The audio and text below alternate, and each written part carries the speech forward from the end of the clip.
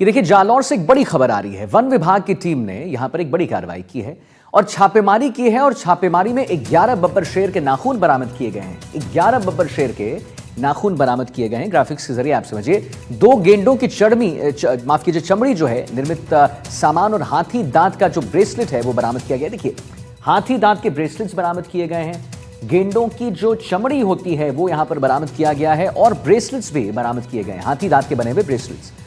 और बरामद सामग्री फोरेंसिक्स जांच के लिए भेज दी गई है।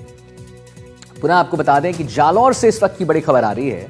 वन विभाग की टीम ने बड़ी कार्रवाई करते हुए छापेमारी की है और छापेमारी में 11 बब्बर शेर के नाखून बरामद हुए हैं, 2 गेंडों की चमड़ी बरामद हुई है और कुछ निर्मित सामान बरामद हुआ है। हाथी दांत का बना ब्रेसलेट भी यहां पर बरामद किया गया है। बरामद सामग्री फोरेंसिक्स जांच के लिए भेज दी गई है। और अरुण हर्ष हमारे साथ संवाददाता लाइव जुड़ गए हैं। अरुण जी, क्या है पूरा मामला और क्या ताजा अपडेट इस पे?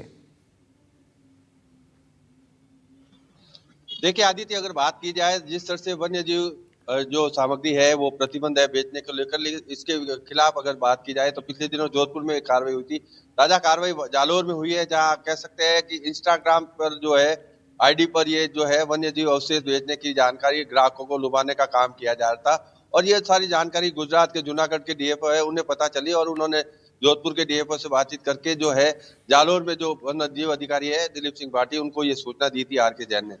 इसके बाद ये कार्रवाई की गई थी। तो जिस तरह से जो है जालोर के सायला कस्बे के पास सियावटों का बात है, वहां पर जो है साफे की दुकान की आड़ में जो है वन्य जीव अवशेष बेचे जा रहे थे।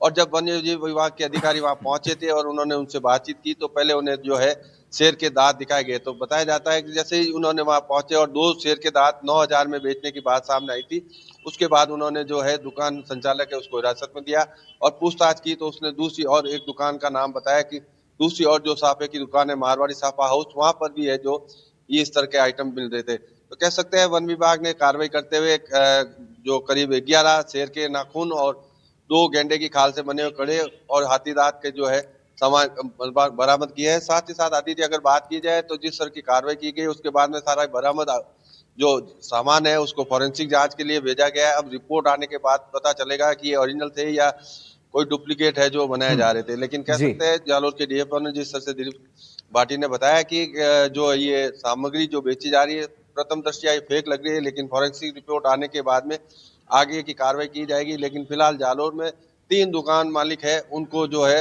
संदेह के घेरे में लेकर वन विभाग ने पाबंद करवाया कि फॉरेंसिक रिपोर्ट आने के बाद में आगे की कार्रवाई की जाएगी।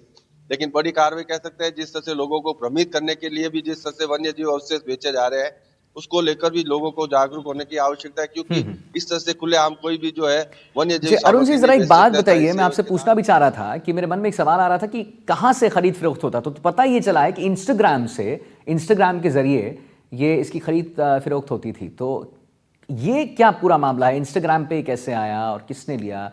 कौन इनके लोग हैं जिन्होंने प्रोफाइल बनाया? कुछ जानकारी है आपके पास?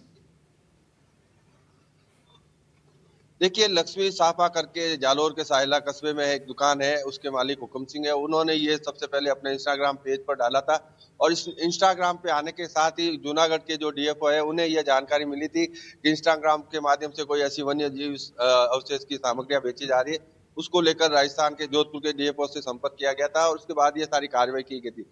हालांकि प्रथम दृष्टिया जिस तरह से गए मौके पर वन विभाग के अधिकारी और उन्होंने जब वहां मांगा तो उन्हें वो चीजें मिल गई थी। लेकिन उन्होंने ये भी कहा है कि ये प्रथम दृष्टया हमें फेक लग रहा है, क्योंकि इस तरह से ये सामग्रियां मिल नहीं सकती है। जी, लेकिन फिर भी फॉरेंसिक जांच के लिए भेजा है, उसकी रिपोर्ट आने के बाद में आगे की कार्रवाई की जाएगी। साथ ही साथ उन्होंने पर्यटकों से और लोगों से अपील की है कि जो जो फेक आइटम है, जी, जो बाजार में लोग इंस्टाग्राम या सोशल मीडिया के माध्यम से बेच रहे हैं तो उनके झांसे में नहीं आए और इस तरह के कोई आइटम अगर बेचते हैं तो वो भी वन जीव विभाग को इसकी सूचना दे तो इस तरह सही की बात। कार्रवाई देखने को मिलेगी। लेकिन फिलहाल कह सकते हैं जालोर में जिस तरह से आदित्य कार्रवाई की गई है उसमें 3 दुकानदारों को पाबंद किया गया है। जी, बहुत बहुत धन्यवाद आपका अरुण जी, महत्वपूर्ण जानकारी देने के लिए।